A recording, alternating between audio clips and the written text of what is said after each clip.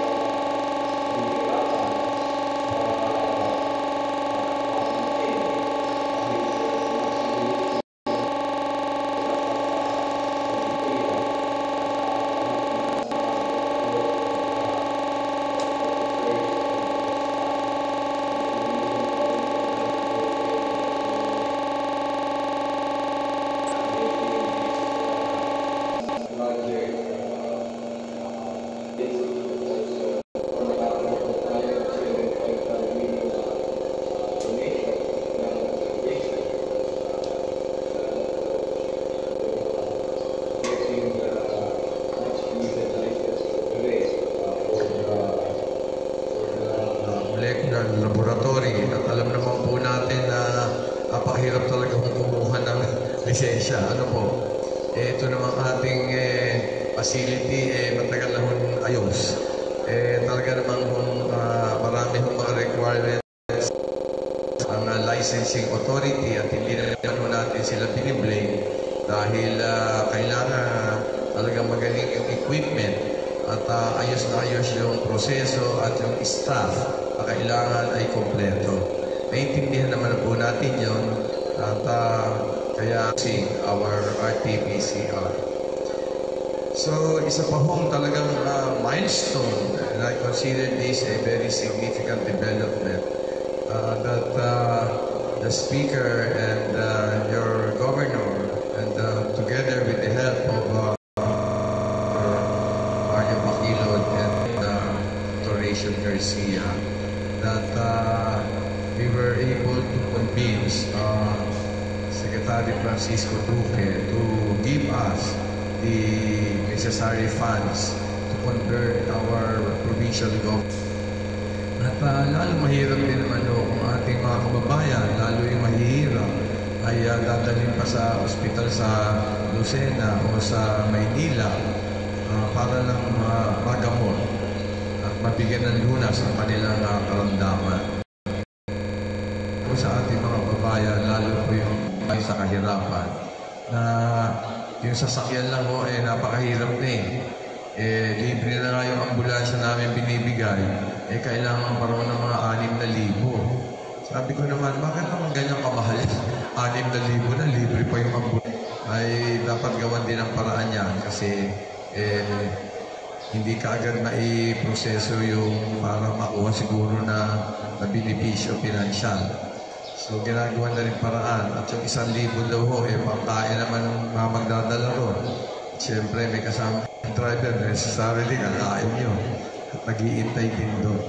So, halos mga 6,000 agad yung libre pa yung ambulansya, lalo na kung babayaran yung ambulansya. Napakahirap. Pero hindi ho yun, expense na ho yun. Pero sabi nga ho natin sa ating pamunuan, basta may problema, umayag na tatanggalin na ho yung singil. So, okay na ho yun, natanggal yung 3,000. At ang sabi ko, prosesong mabilis yung panggasolina. Para naman hindi ho kung kanino-kanino nangungutang yung tao. At siyempre, kasama na ho yung mga public officials natin dyan. Tipong Almersi na napaka-pailit. At pala yung bunot ng bulsa. Nabutas na yata pati bag. Hindi naman. Matibay yung branded yung bag. Anyway, so ganyan ho ginagawa natin. Kaya nga ho naman talaga napakaganda na magkaroong level hospital.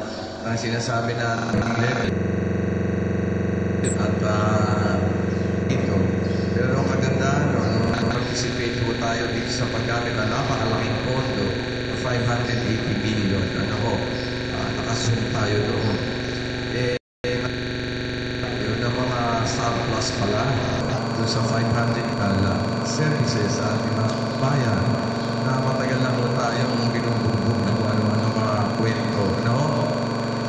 Panahon na ho, ipakita na tayo, wala nang babayaran yung ating kababayan.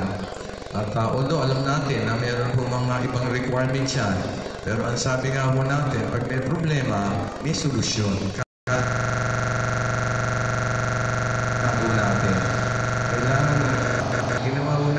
Gusto natin mailibig agad sa level 2.